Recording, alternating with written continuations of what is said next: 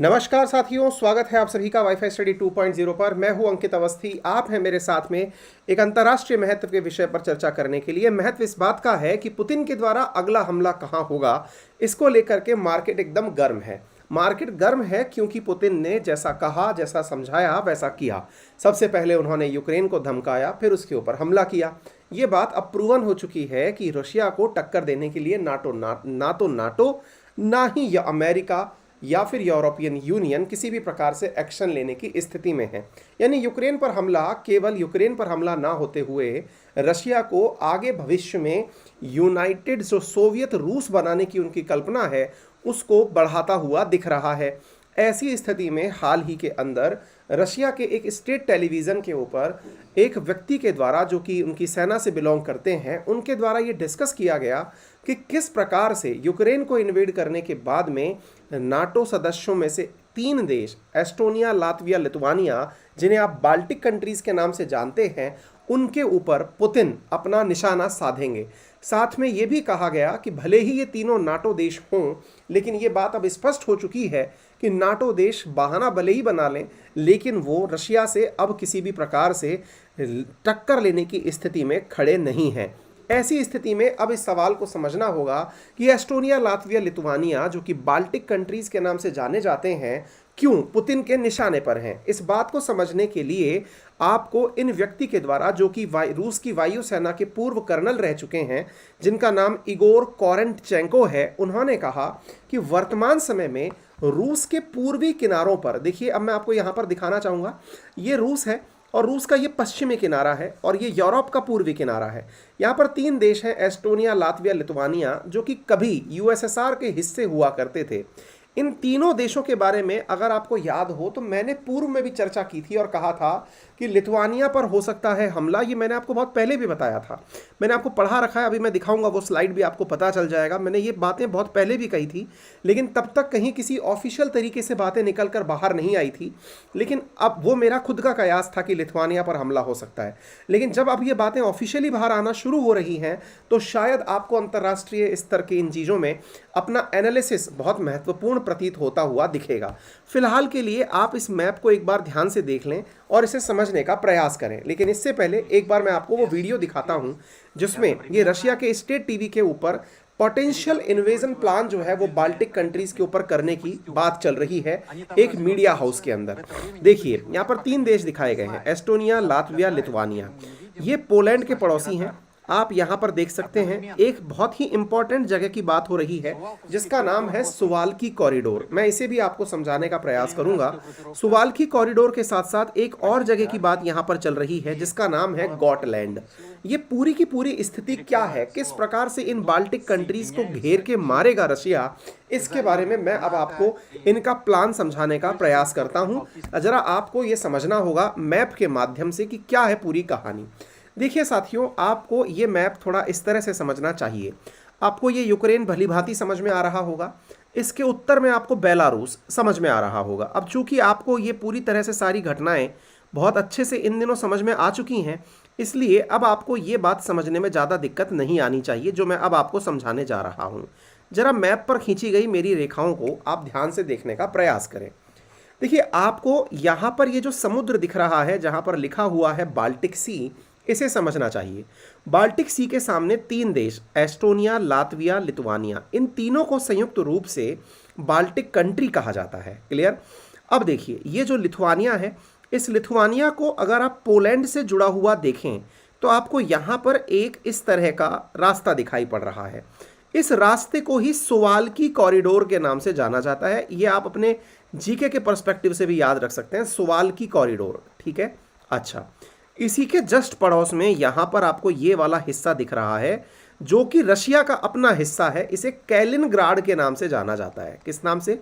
कैलिनग्राड के नाम से जाना जाता है। अब देखिए इसके सामने की तरफ, इन तीनों देशों के सामने की तरफ यहाँ पर एक आइलैंड है जिस पर स्वीडन का कब्जा है और उसका नाम है गोटलैंड। अब आप ऐसे समझिए, इधर हो गया रशिया, ये रहा रशिया, ये रहा एस्टोनिया, लातविया, लिथुआनिया, नीचे बेलारूस, मतलब समझिए कि वो रशिया का ही मित्र हो गया। कैलिनग्राड यहाँ हो गया। सुवाल्की कॉरिडोर पर रशिया ने अपनी सेना भेज दी। यहाँ पर गोटलैंड पर कब्जा हो गया। ये फंस गए तीनों की तीनों बीच में और ये तीनों के तीनों बीच में फंसते ही रशिया ने इनके ऊपर कब्जा कर लिया। उम्मीद है कि आप इस चीज़ को बेहतरीन तरीके से समझ सकते हैं कि मैं क्या कहना चाह रहा हूँ। आप देख सकते हैं कि किस प्रकार से पहले एस्टोनिया, फिर इसके बाद लातविया, फिर लिथुआनिया, इन तीनों के ऊपर कब्जे का प्लान बना रहा है रशिया। मैं आपको बता दूं कि आज से 2 हफ्ते पहले मैंने आप लोगों के लिए ये न्यूज़ कवर की थी। उस समय हो सकता है आप में से बहुत से लोगों को ये केवल एक कल्पना लगी हो, लेकिन मैंने आपसे कहा था कि युद्ध का भले ही ये दूसरा दिन चल रहा हो, लेकिन लिथुआनिया ने अपने यहाँ पर इमरजेंसी लगा दी है। लिथुआनिया ने इमरजेंसी क्यों लगाई? क्योंकि इसे पता है कि ये एंटी रशिया है। इसने इमरजेंसी इसलिए लगाई, आप चाहें तो इस वीडियो को देख सकते हैं। इसमें मैंने प्रॉपर तरीके से बताया था कि कैलिनग्राड रीजन से किस प्रकार से यहाँ पर प्रॉपर तरीके से कब्जे करने का प्रयास चल रहा है। तो साथियों, ये चीज़ आपको समझ में आती है तो आप मेरा पुराना वीडियो है वो निकाल के आसानी से देख सकते हैं। इस पूरे की पूरी चीज़ को मैं आपके सामने समझाने का पूरा प्रयास करता हूँ। देखिए, फिर से एक बार समझने का प्रयास करिए। आपके सामने ये जो जगह मैं दिखा रहा हूँ, इस जगह का नाम है गोटलैंड। असल में ये जो कर्नल साहब हैं, इन्होंने कहा है कि देखिए, ये जो गोटलैंड नाम से जगह है, जिसके ऊपर स्वीडन का कब्जा है, बाल्टिक सी के अंदर स्थित जगह है, इस पर नाटो देशों के द्वारा अपना रडार सिस्टम लगाया हुआ है। अब जो रडार सिस्टम लगाया हुआ है, इसी के माध्यम से जब भी रशिया इन तीनों देशों के ऊपर कुछ भी करने का प्रयास करेगा, सबसे पहले इस रडार सिस्टम में चीज़ें पता चल जाएंगी। इस वजह से जो रशिया पहला काम करेगा वो क्या करेगा?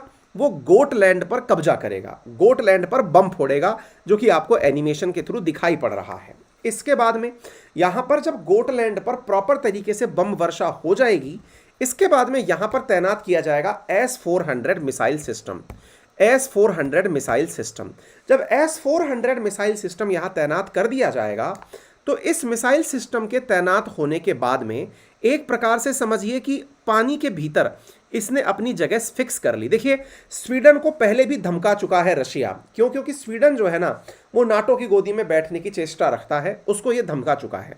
अच्छा, ये तीनों देश जो है ना, एस्टोनिया, लातविया, लिथुआनिया, ये कभी यूएसएसआर का हिस्सा हुआ करते थे। अच्छा, अब आगे समझिए।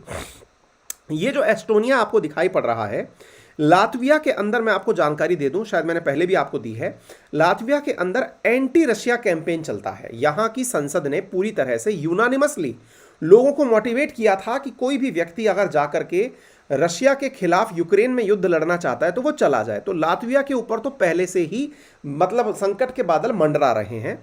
वहीं पर अगर हम लिथुआनिया की बात करें तो इसमें इमरजेंसी युद्ध के दूसरे दिन ही लग गई थी, ये चिंता करते हुए कि हम पर हमला हो सकता है। अब आप पूछेंगे इन तीनों का स्टेटस क्या है, इनके समर्थन में कौन है? ये तीनों के तीनों नाटो देश हैं। अच्छा, एक जानकारी और देता हूं, ये जो कैलिनग्राड आपको दिख रहा है, यही रशिया का हिस्सा है।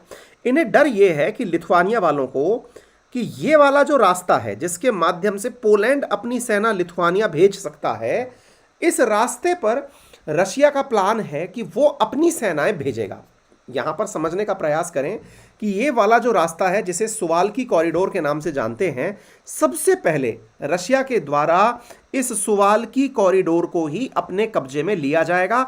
आप एनिमेशन के माध्यम से देख सकते हैं जो रशिया का सबसे पहला प्लान है वो क्या था।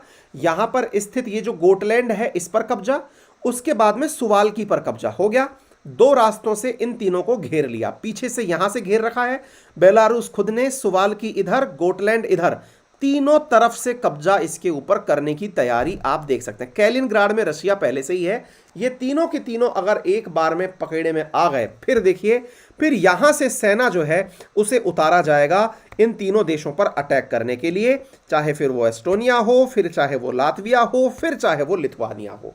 अल्टीमेटली कंक्लूजन आपको समझ में आ जाना चाहिए कि नाटो देशों के ऊपर पूरी तरह से तैयारी करने में लगा हुआ है रशिया।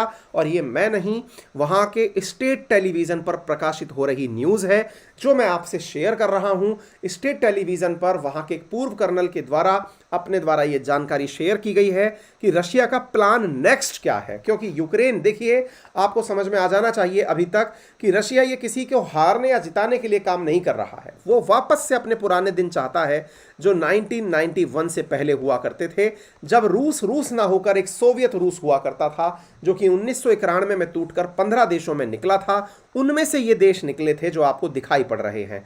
बेलारूस ऑलरेडी रशिया के समर्थन में है। सेंट्रल एशियन कंट्रीज जिन्हें आप लोग जानते हैं, तुर्कमेनिस्तान, किर्गिस्तान, कजाकिस्तान, ये सारी की सारी जो देश हैं, उज्बेकिस्तान, ये ऑलरेडी रशिया के समर्थन वाले देश हैं। अब जो इसके खिलाफत में जो देश हैं, केवल उन्हीं के ऊपर एक्शन लेने का प्रयास किया जा रहा है। उम्मीद है कि आप लोगों को यह बात बेहतरीन तरीके से समझ में आ जाए। तो कुल मिलाकर के बात यह है कि एक तरफ तो स्वीडन को धमकाना, दूसरी तरफ अगर आप समझते हैं तो इन तीनों देशों पर कब्जा करना, यह पुतिन का नेक्स्ट प्लान है, जिसको लेकर के अब पब्लिक मीडिया में काफी ज्यादा चर्चा हो रही है।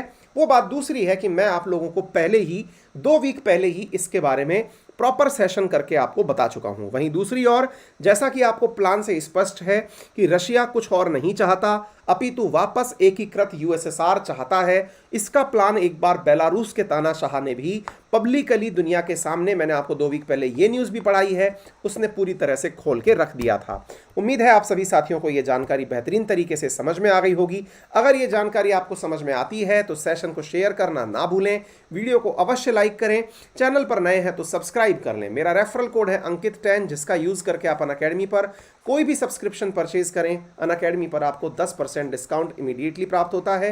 किसी भी प्रकार की आपको जानकारी हो, सब्सक्रिप्शन रिलेटेड लेनी हो, तो आप हमें हमारे टेलीग्राम चैनल अंकित अवस्थी सर पर ज्वाइन कर सकते हैं। फिलहाल के लिए इतना ही। अपना ख्याल रखें। धन्यवाद।